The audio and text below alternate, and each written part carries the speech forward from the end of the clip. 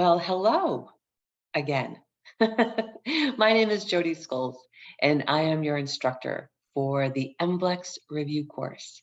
And today we're going to be talking about ethics and guidelines to a professional practice. There's a number of different categories under guidelines to a professional practice. We've got business and business best practices, and we'll cover that in a couple of weeks. However, today we're going to be talking about ethics, words like morals and principles, and just defining a few words that can kind of get all like mixed together. And you have seen from our dissecting the questions that we need to be very careful about finding the best answer. So today we are going to be talking about ethics and in the terms of guidelines to a professional practice, and really clarifying what our best answers are. Because for the MBLEx,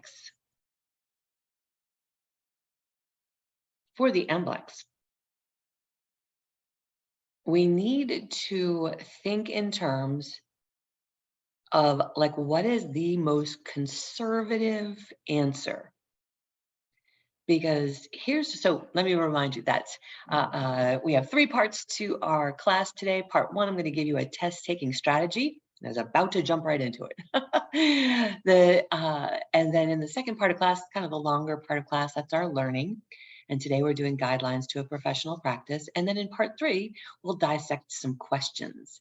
We will practice tackling questions, eliminating the wrong answers if possible, and then also getting to the best answer, and the idea of really understanding the question and to get to the best answer, because that, my friends, is a big challenge. And your test taking strategy for today is to truly understand the question. Yes, and so when I say truly understand the question, there's 2 parts of that, right? What you would do in your practice, and then what does the MBLEx tell you to do? So like high road, if someone is having, if they're not feeling well, they've got some indigestion, they're clammy, they're short of breath, but they've just had a tough day at work. This happened to me. This actually happened to me. My client arrives. He's my last client for the day, 7:30 at night. And he just doesn't look good. He's pale. He's had a really stressful day. And you know what, guys? He had all the symptoms of the precautionary symptoms of having a heart attack. Could he just have been super stressed? Could have been. But here's the challenge. In fact, I'm bringing this to you, this particular test-taking strategy of choose the question, choose the answer that is in the highest good of the client, but also which is the most conservative or most safe. And so my client had these innuendos, these possibilities of maybe having a cardiac incident. And I just redid my CPR and first aid. You will need a current CPR and first aid to get your massage license. So you can pass the MBLEx all day long, but you need a current CPR and first aid. And you can do that anytime. And I suggest you go knock it out this month. Well, not May, but in the next 30 days. Knock it out in the next 30 days. Just get online, find yourself a CPR class, because you're gonna need it. And I'll tell you, it really gets you in the healthcare mindset. It's one more brick in that foundation that you're building. And also it's required. So back to my example, my client came in, and let me tell you, I just wanted to ignore the fact that he looked like doo-doo, but I couldn't. If he had a heart attack on my massage table, that would be very bad. If a client has a cardiac episode while they're coming for a massage, you really don't want to have to deal with the 911, CPR, doing compressions, doing the breath work. You don't want to be dealing with that by yourself. So hopefully you've got a team around you, or there are other people you can have if that were to ever happen. In this case, though, my client, the symptoms that he told me about, it was my only choice. I mean, I could have ignored it and hoped that it went away. But I said, I have no choice but to actually call EMS. And so we did. We called EMS. We told them that we didn't think it was a life-threatening emergency, but we just wanted to rule out cardiac arrest. And God knows they were on their way. They were there in like less than 10 minutes. They didn't do a lot of fanfare. There were lights, but there were no sirens. And it turns out this fella was actually having a panic attack. They checked all his vitals. They did what they needed to do. They ruled out that he needed to go to the hospital. Certainly they said, that he did need to be monitored. And unfortunately, we didn't do the massage that night. There was just too much other stuff going on with that body. And I shared this with you. You say, thank God he didn't have a heart attack. But it was really hard to tell my client, I'm so sorry I can't do the massage right now. I've got to rule out this bigger problem. And what if he had been having a heart attack? I mean, those widowmakers, there's an artery that's called the widowmaker. And if that goes, there's like no time. And so being aware of the signs like that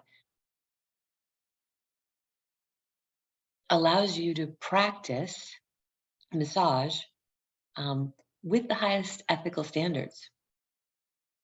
Now, that leads me to questions that are on the MBLEx. Say you got that question on the MBLEx. Say the question is, your client is presenting with shortness of breath, cold, clammy skin, and has had indigestion,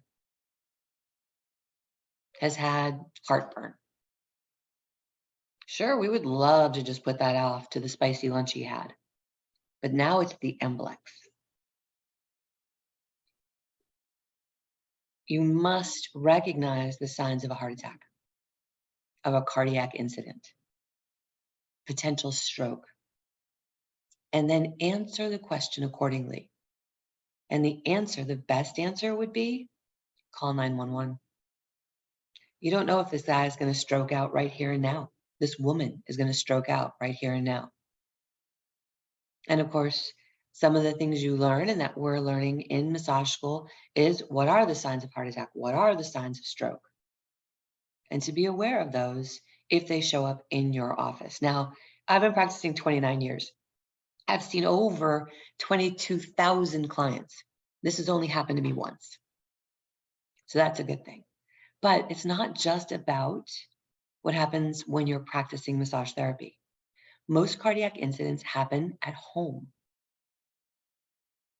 And so if you're at home with another person, especially if it's a parent, even if it's not a parent, even if it's your spouse or your child, if it's male or female, having a current CPR and first aid will give you the tools to handle the knowledge and the actions to be able to handle a cardiac incident. Yeah. And still, heart attack is still the #1 killer of Americans, even more than cancer. Because often, unfortunately, the first sign of a heart attack is a heart attack. All right. So active CPR, active first aid, get that done in the next 30 days. And know that if you get that question on the MBLEx, you got to call 911. That's the most conservative. That's the best answer. That's the safest answer. And whether you decide to or not in your practice, that's going to be your choice. But isn't it better to be safe Clients usually don't want it. I know. This guy was like, no, no, no, no, no. I was like, yeah, yeah, yeah, yeah, yeah. So in any case, that is my test taking strategy for you. A reminder that you'll need your CPR and first aid because all of you are really close to being ready to take the MBLEx. Let's make sure you've got that done beforehand. And that way, when you're sending in your application and your results get sent to your state board, they're going to ask you, as you fill out your license, to show them the active CPR and first aid. So let's just knock that out. Super easy. 3 hours, 4 hours of your night or a day, Saturday. Yeah. So get that done in preparation for passing your MBLEx. You with me? Boom. High five. Yeah. All right. Let's go ahead and start our learning.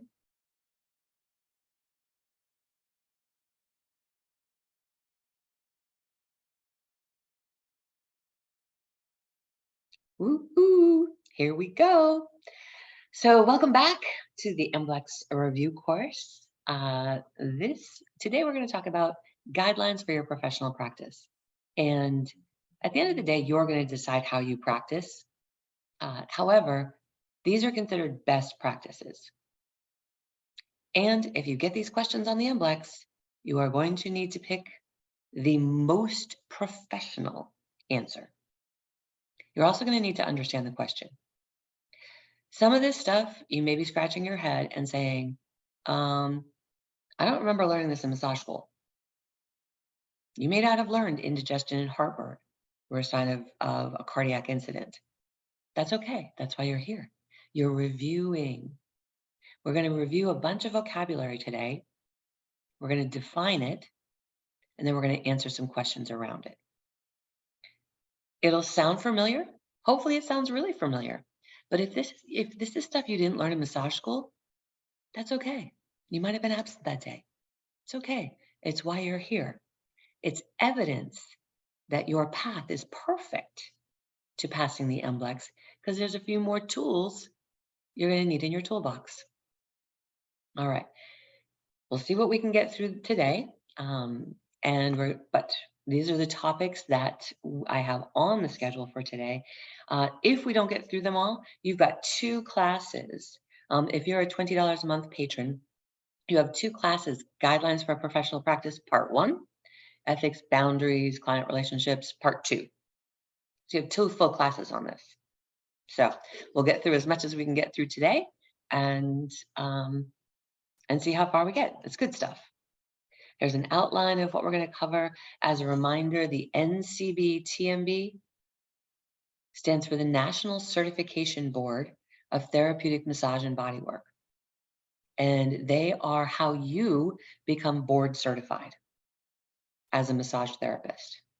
Is there any benefit to being board certified? Well, there's many people will tell you no. However, in my opinion, I like to have as good a reputation as I can. And being board certified, that builds my reputation. Are there benefits? Are there monetary benefits? Are there, blah, blah, what are the benefits? You and I can talk about that offline or in our chat. But I recommend after your first 100 sessions that you consider elevating and becoming board certified, but more about that another time. So this is what we'll cover in our outline. Let's start with some definitions. So the word that I'm talking about right now is principles.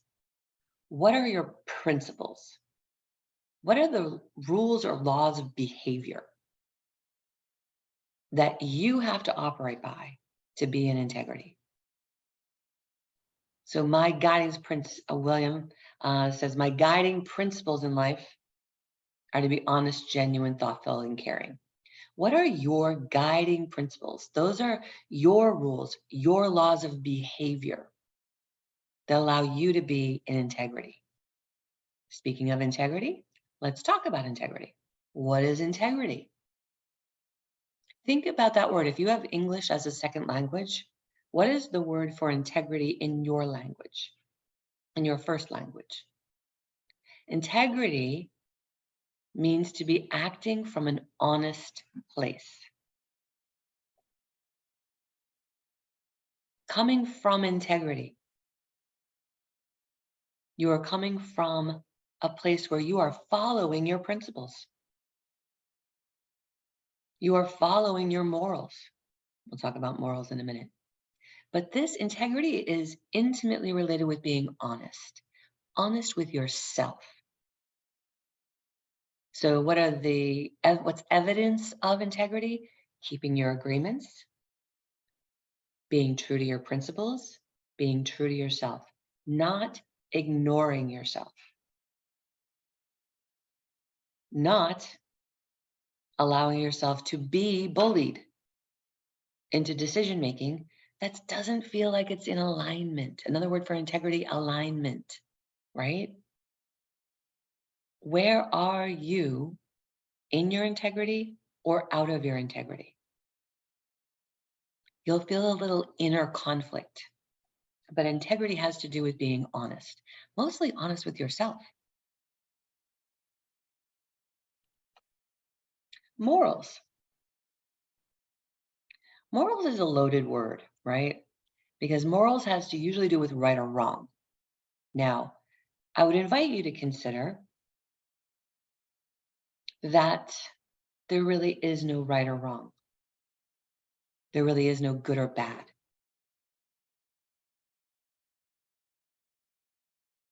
It's usually just our way of seeing things. However, morals are how we grew up.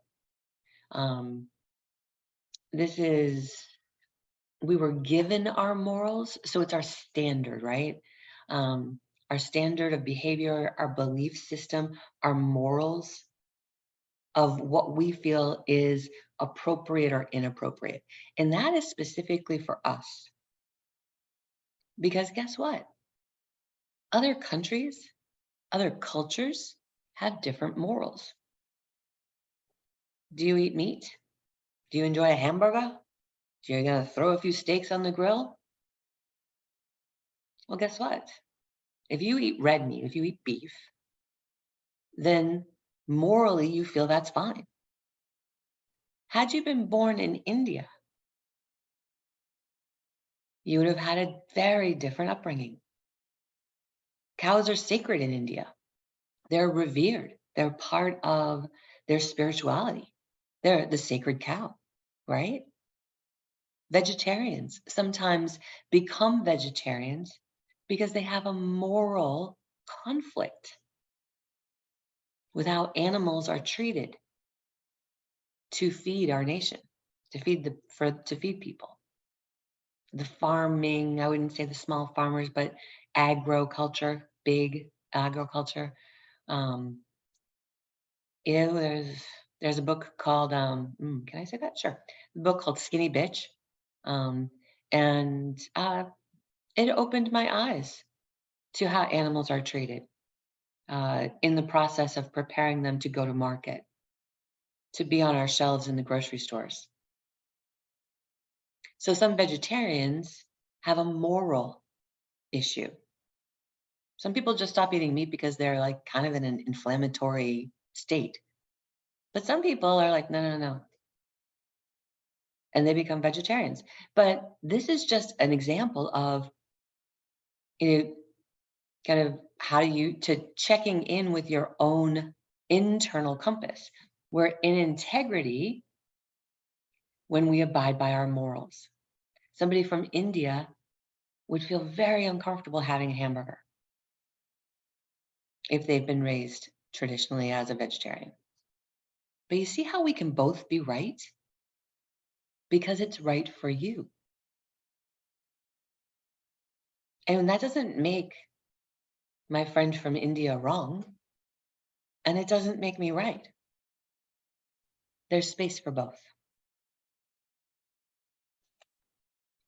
Values.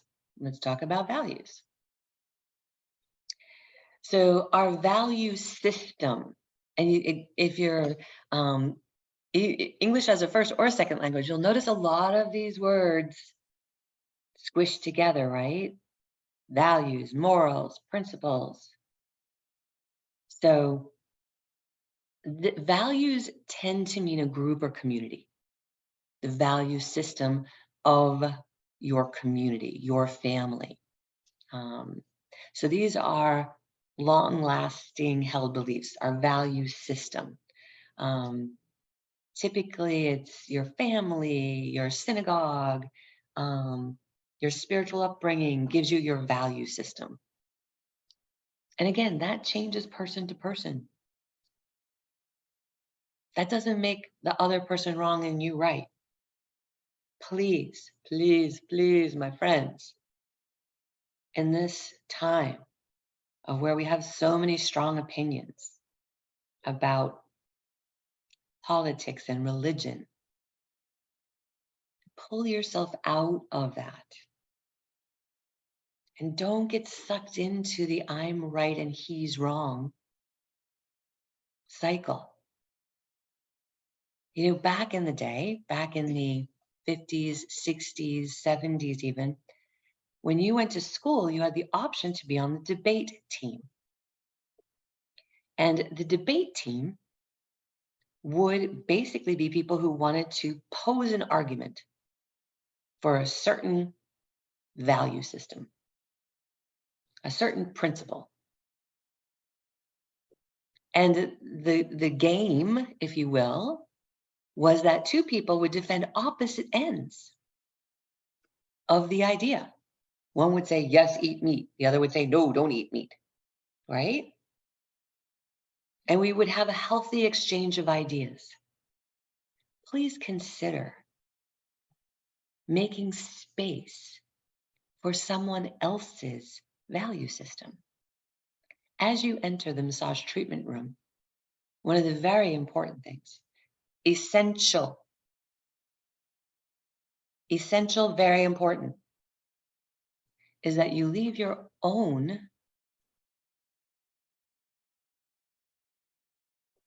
stuff. We'll just call it stuff. Leave your own stuff at the door. My responsibility when I walk into my treatment room is to create safe, non-judgmental space. And we do that by identifying our own boundaries, our own morals, our own principles, our own values, and making space that someone else has a different set. Now, you don't have to work with them all the time. You don't have to keep them as a regular client. But when they are on your table, our job is to create safe, non-judgmental space, no matter what their value system is. So just remember, part of your role, part of when you put on your massage therapist cap, is that you are agreeing to be non-judgmental, at least in the treatment room, right? And for that client experience, in your role as therapist, massage therapist, in that person's role as client, this is what we agree to.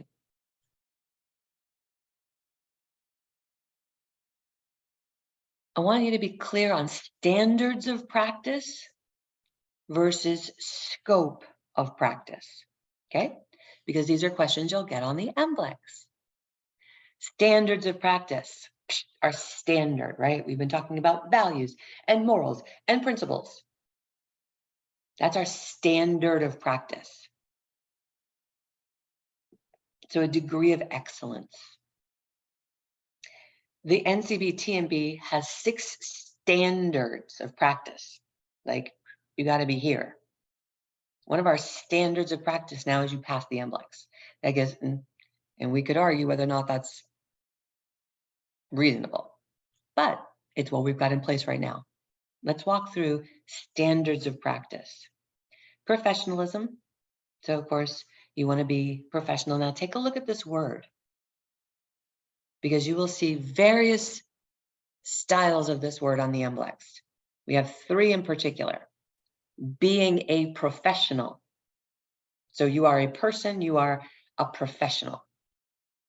We have professionalism. That's how you act. And then we have profession, which is your work. What is your profession? You are a licensed massage therapist. Being professional, an adjective or a noun, that relates to the person. And professionalism is how you operate in your space. So just make that distinction, because you're going to see all of those words, I promise you. And you're like, whoa, wait a minute. So first standard, professionalism. You're going to promote you're going to demonstrate excellence. You're going to promote health and well-being. You're going to have compassionate, respectful touch. You're going to be a professional. Your space is going to be clean. You're going to have best business practices.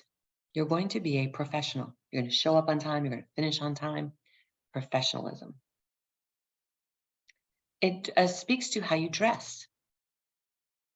You send a silent message by how you dress. Oh, you're too cool for school. You're going to wear whatever you want. You're going to alienate some people. You roll in ripped jeans and a t-shirt to do a massage, I will smack you. No. Be very specific about how some people like to wear scrubs. I like to be all in black. Today, all in black. Yeah, because I have clients later. It takes away, some people like a labeled shirt. Think about the length of your shorts. They should be fingertip length. So hands by your side, your shorts are as long as your fingertips.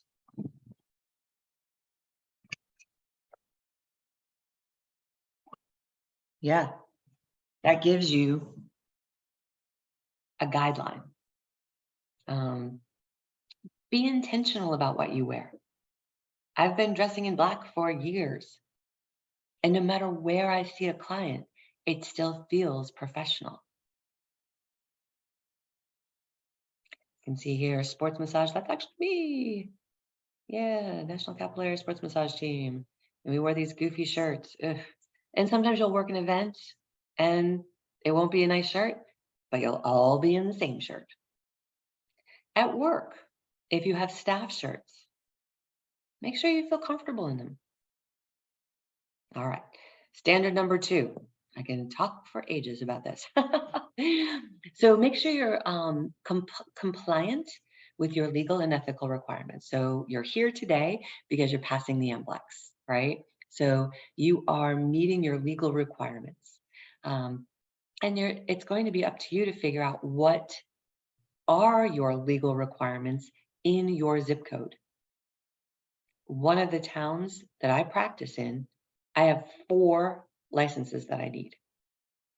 I need my state license. I need my county license. I need a town license, and that's all to practice massage. And then I need a business license. Right? Who would have thought of that? But it is up to you to research that to make sure that you're meeting your legal requirements. There's, what's going on in your state? Things have changed a little bit. So it's still Vermont, Minnesota, Wyoming is now, Kansas is definitely licensed, but Wyoming, I think, is not.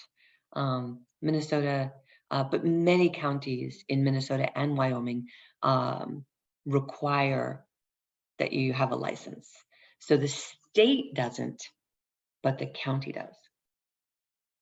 So Vermont, nothing. There's one other, I think, can't remember the other state. Anyhow, but just know, it's an example of the ever-changing landscape for legal requirements.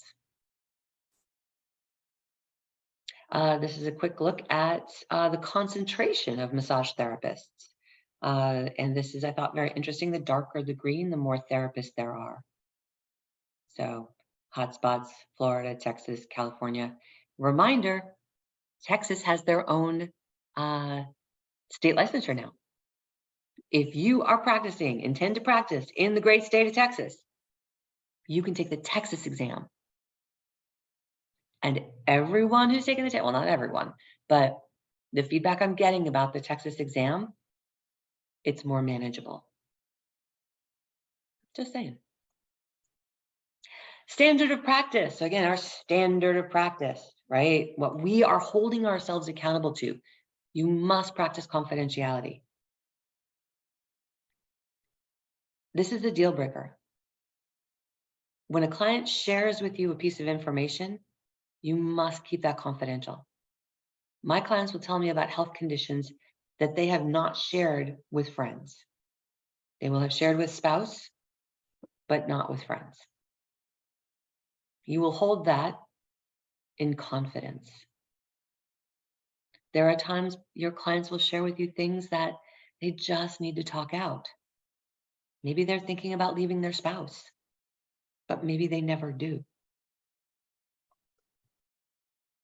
My rule of thumb, my rule, is that whatever gets shared in the treatment room stays in the treatment room, and it's as if I don't know it. This speaks also to your client files. You will need to keep your client files confidential and not share those without a medical release form. Oh, here's the medical release form. So can you share your client information with other medical professionals? Not without a medical release form. And they're standard. If you need one for your personal practice, please just reach out. I have plenty of examples, but you can also Google it. And at times, as a massage therapist, you will be part of a care team. So maybe your client is diagnosed with cancer and they need to go through radiation or chemotherapy or both. You become then part of a care team. And you may need to communicate with the other medical professionals that are on the care team. Hospitals more regularly are hiring massage therapists to be on the care team. How exciting is that? It's super exciting to me that that traditional medicine is recognizing the benefits of massage. Likewise, hospice has started to hire massage therapists to give palliative care during end of life. Palliative care. What's palliative care? Let's see, put in the chat. What's palliative care? It's spelled like this. P-A-L-L-A-T-I-V-E. Palliative care. So at hospice, we give palliative care at end of life. Likewise, hospitals who treat at the end of life are also putting together care teams. Dame Cicely Saunders is the founder of what we now know as hospice. And she knew that that pain was way beyond just physical. Oh, here we go, got some answers. Yes, to make a person, thank you, Lauren, yes. Thank you, Val, yes, it's comfort care. It's to help people at the end of life feel comfortable, to feel heard, to feel listened to feel validated, to be present. That's palliative care. It's a very, very special honor to do palliative care for someone at the end of life. But these are teams that are available. How exciting would that be, huh? To work in a hospital setting. You probably would need to wear scrubs. Something you do need to know about the medical release form, and that is HIPAA. That's not like hippo, H-I-P-P-O. It's H-I-P-A-A. Please notice that. Health Insurance Portability and Accountability Act. H-I-P-A-A. So just like HIPAA, AA, you've heard of AA, Alcoholics Anonymous, HIPAA, AA. 2 A's. You may get that question on the MBLEx. What is it? What is HIPAA? And sometimes they try and mess you up by putting 2 I's or 2 P's. Those are not the correct answer. All right, and so there's they came up with the idea of the medical release form, which allows you to share your SOAP notes with other licensed medical professionals. All right. Standard number 5. Oh, number 4. Did you learn Roman numerals in school? Oof, it's been a minute. So standard number 4, business practices. So the standard of excellence, the standard of business practice. You're going to have a place that's safe. It's going to be clean. You're going to have liability insurance. You're going to do SOAP notes. You're going to display your fees. You're going to have a little sign that says what your fees are, or the client is going to know in advance what your fees are. And they're going to know what kind of payment you take. And I recently had a massage from a massage therapist, and she came to my house. It was awesome. I have a table, shocker. And she didn't take credit cards.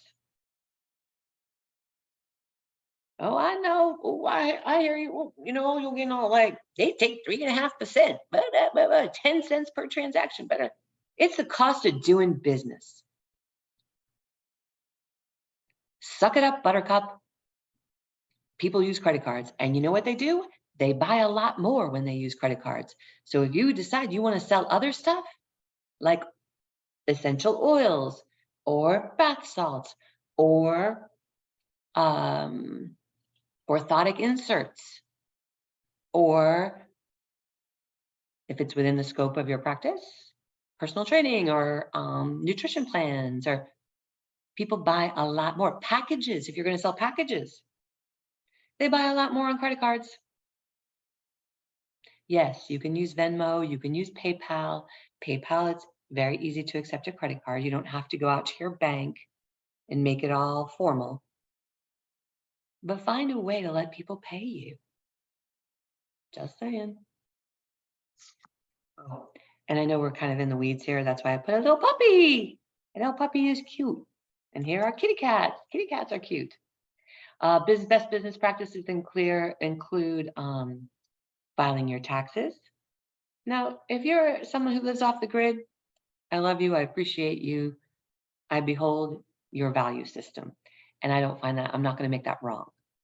But what I'm saying that as a person who's in the public, as a licensed healthcare professional, got to pay some taxes. And that has not only to do with our federal taxes, but our state taxes. And sometimes I had to get a business license, which was basically a city tax, right? Another way to generate revenue in the city. And, keep accurate records. And typically, here it says 4 years, but the IRS, the federal law, is 7 years. All right, we're almost through our standards of practice. Standard number 5, roles and boundaries. Understand your role.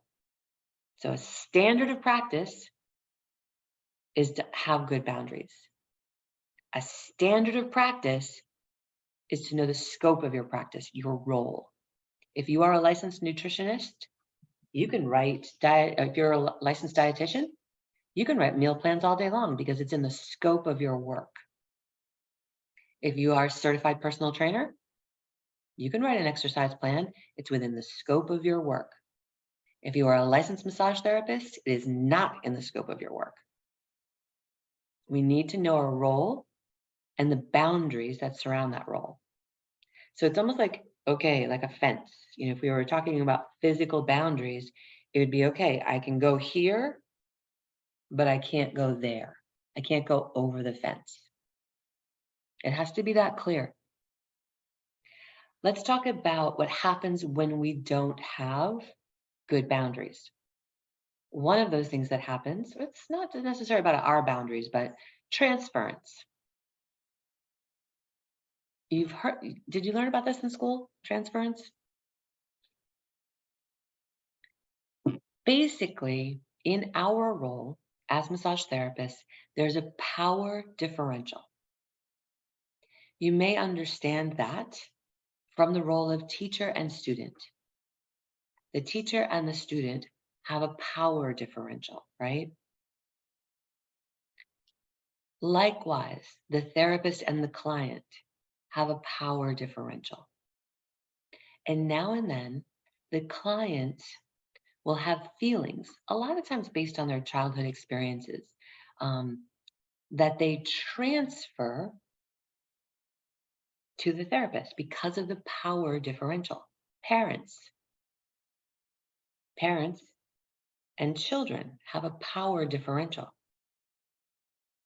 And so sometimes these childhood experiences, maybe their dad always was Johnny Cash and he always wore black. And all of a sudden, because I'm always wearing black, it's like, ugh, I don't know what it is about you. I don't like you. That's a transference of emotion that has nothing to do with me.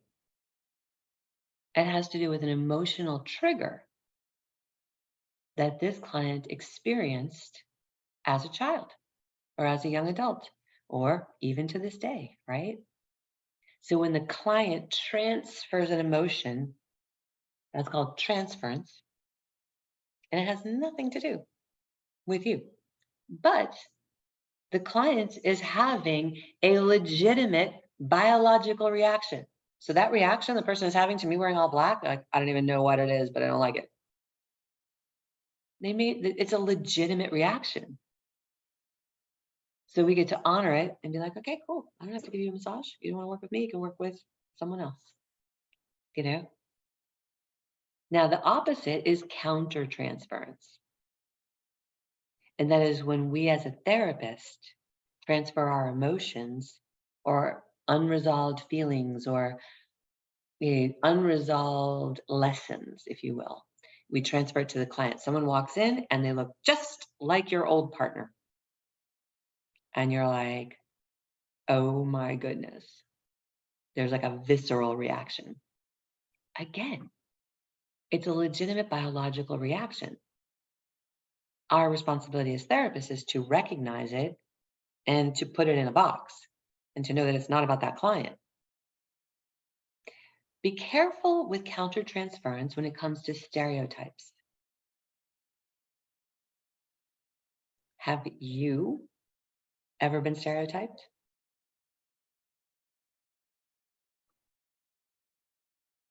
How did that feel? Not good, right? Yeah. Too small, too big, too tall, too hairy, too white, too black, too pierced, too tattooed. Think about it from a therapist point of view. If you have a big guy walk into your office and he's a new client, he's got on a leather jacket, blue jeans, and Timberland boots. He has some visible tattoos on his hands, and it appears there would probably be more up the sleeve. He has a piercing in his brow and his lip. This is your next client. What do you know about this client? Tell me in the chat. What do you know about this client? A big, hairy, mean-looking dude. Tattooed, pierced. What do you know? He hasn't filled out his health intake sheet yet. Mwah, mwah. Yes, thank you. Yes, you didn't fall for it. You guys are so ready. Oh, my heart is full with these answers when you say absolutely nothing. Thank you, Ensley. Thank you, Devana. Let me see. Who else answered? Val, Lauren. You don't know anything. Exactly. This guy could be a huge teddy bear, and probably is. But he's stereotyped all the time. Yeah. We don't know his story, but how much fun is it going to be to find out? You get to give this person a massage. How fun, right? So be careful with stereotyping because we can counter transfer. We can transfer emotions onto someone we see and we don't know anything about them. Good job. Oh, and this guy in the picture is like somebody sends a text message about scheduling a client, rescheduling their appointment, and he's like, argh. Okay, where's that coming from? Obviously, there's been a boundary that's been violated. All right, so other boundaries, don't do drugs, don't drink while you're doing massage. Also, if your client seems under the influence of drugs or alcohol, you have the right to refuse the session. And I'm not trying to be like all conservative here, but drugs and alcohol decrease proprioception. And so a client may not realize how firm your pressure is, and they may be kind of out of touch with their body. So just use your conscience as a guide, but on the MBLEx, no alcohol, no drugs for clients. I know, even prescription, if they seem a little out of it, you always have the right to not do the session, to reschedule that session. Okay?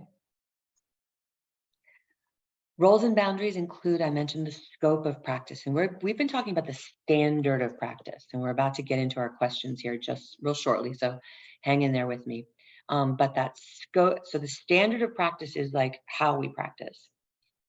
We need to understand the scope, because often clients will share with us information. And we are not a therapist, even though it seems like it, we are sometimes. But know that there are times where the situation your client is in, they may need a referral to a chiropractor, to a physical therapist, to a psychotherapist, to a licensed clinical social worker, LCSW, to a psychiatrist.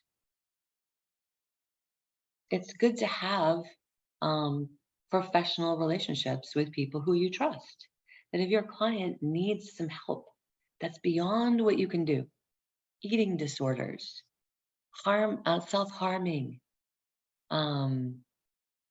chronic illness, IBS. These are it's good to have professional relationships where you can refer out to a trusted colleague.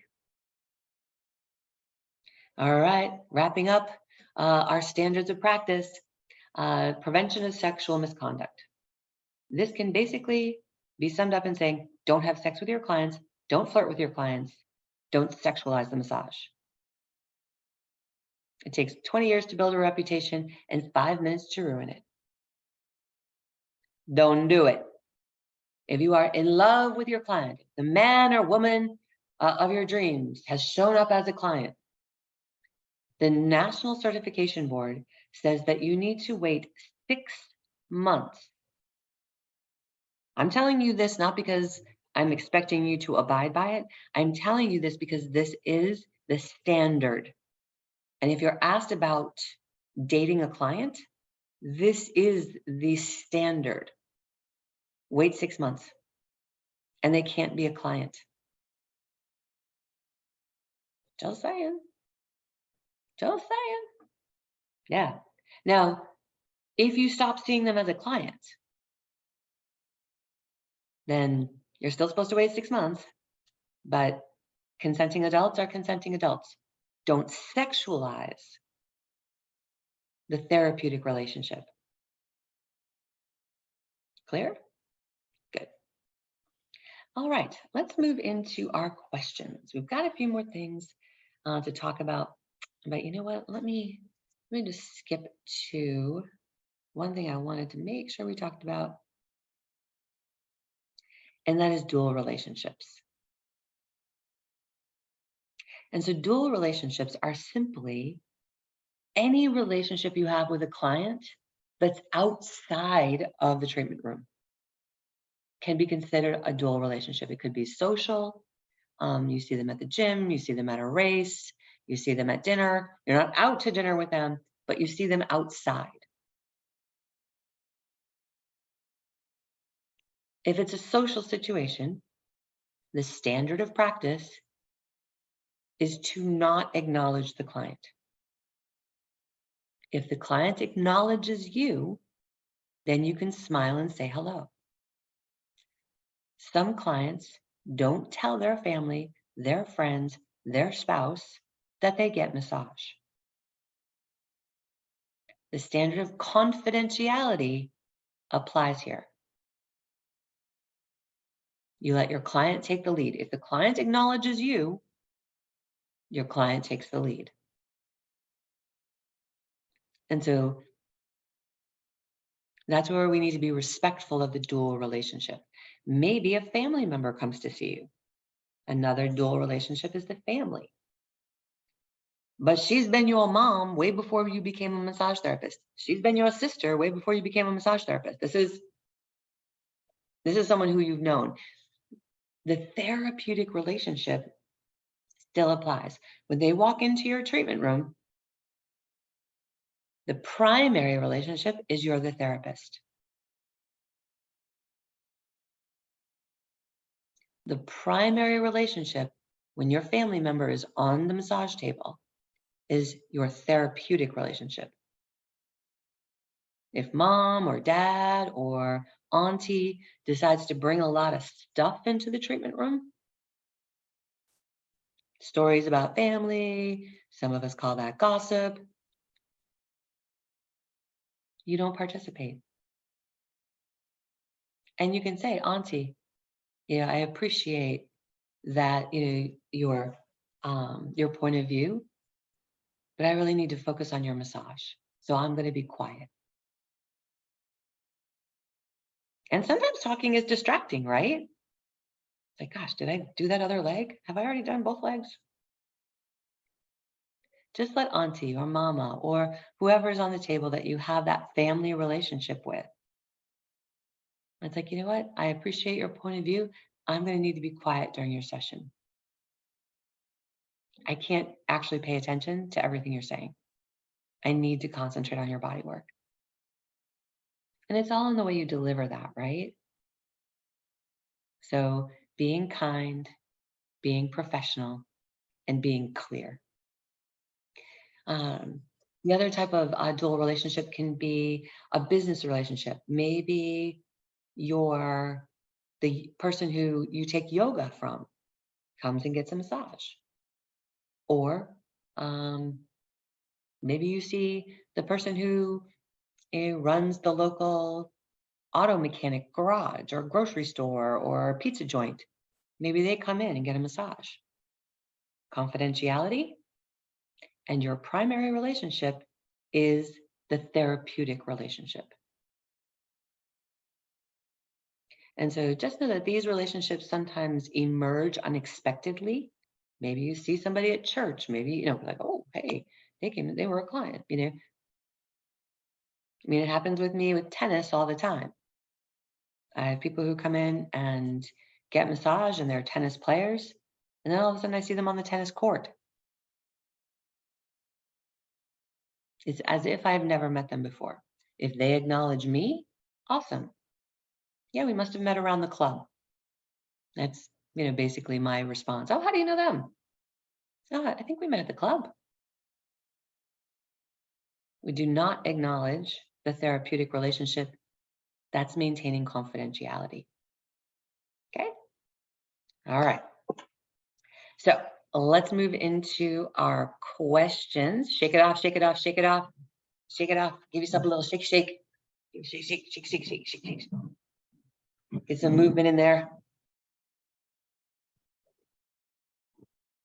Damn, I got my ball back. I'm sitting on my ball. So I get to not just be in a stiff chair.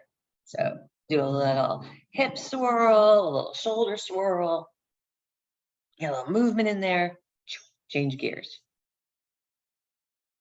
We've got a few questions to dissect. And then it'll be wrapping up.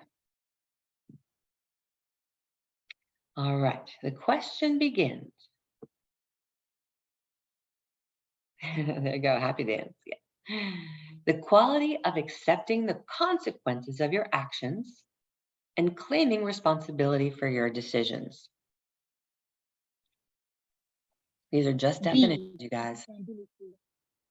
The quality of accepting the consequences of your actions, claiming responsibility for your decisions.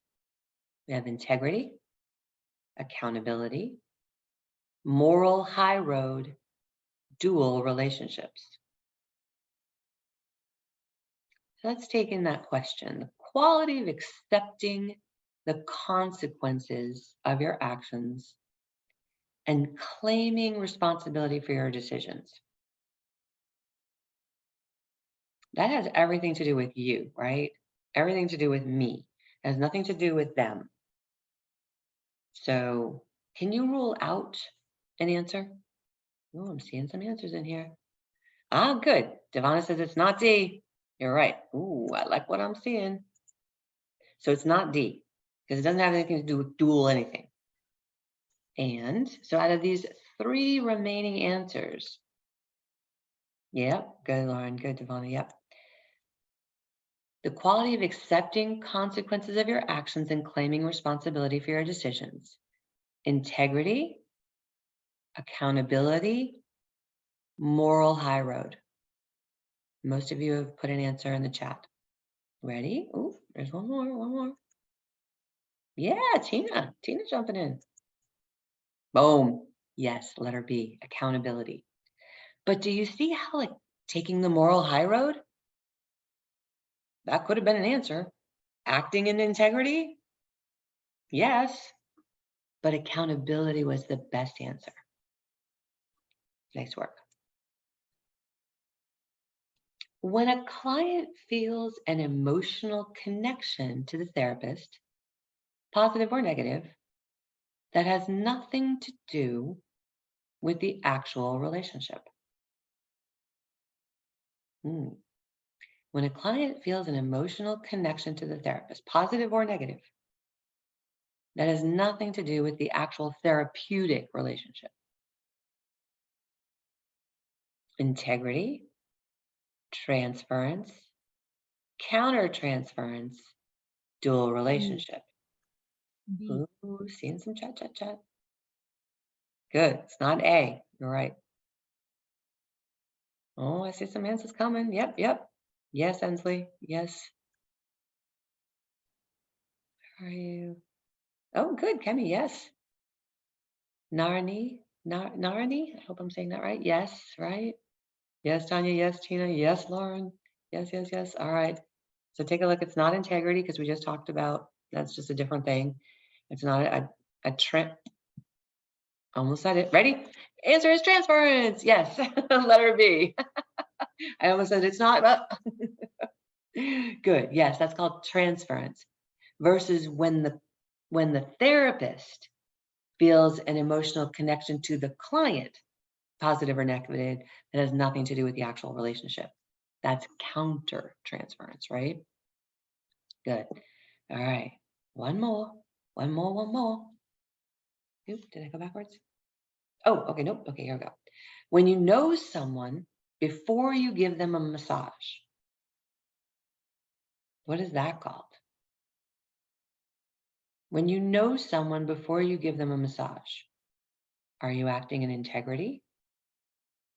Do you have accountability? Do you take the moral high road? Dual relationship. Look at you guys. And test taking skill, eliminating number 2. Yes, exactly. Good, Devon. And yep, Ensley, Lauren, Tina. Oh, Kemi, take a look. Narne. Okay, so you're eliminating maybe, Kemi. Yes. Good, Val. Yes. All right, let's take a look.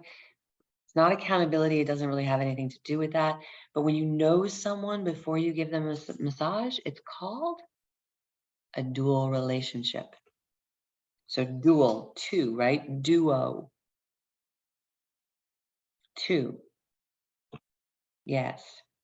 So dual relationships, because you have, sometimes it's called a multi-dimensional relationship, because you have multiple different ways you know this person. So that's another way to say dual relationship. The reason we talk about a multi-dimensional relationship or a dual relationship is because we clarify the therapeutic relationship. And when you're in the treatment room, and when they come in for that appointment, when they're in your office space, when you're doing the massage, the most important relationship at that point is the therapeutic relationship. Girlfriend, boyfriend, mother, father, auntie, all of those relationships get put aside. And what you are signing up for is creating safe, non-judgmental, professional space.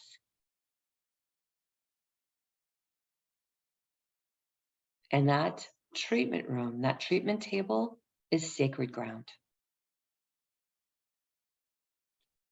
Yeah. That's what makes it safe. That's what allows your client's body to actually heal. Safe, non-judgmental, professional space. That's what elicits the relaxation response, which is where so much of our healing takes place. Yeah. All right. That is it for today. Yeah. Woo!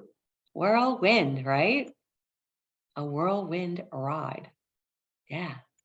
So, excellent work today. A lot of words, right? Oh, well, you did great. It is really good to revisit this stuff simply because by walking through it, it makes sense. When you see it on the MBLEx and it's been a while, it's like, oh, wait a minute, what would I do? Well, what we know is that we need to choose the best answer, the most conservative answer, the highest ground when we're answering those questions on the MBLEx. So I will say thank you very much. Thanks so much for spending this time with me, for all of you spending this time with me. My name is Jody Scholes. I'm your instructor for the MBLEx review course. I wish you a very, very good week. I'm going to stay on for a few more minutes and see if anybody has any questions, specific questions. But signing off for this week, looking forward to seeing you next week when we're going to be talking about anatomy of the upper body. Thank you, Miss Jody. Oh, you're very welcome.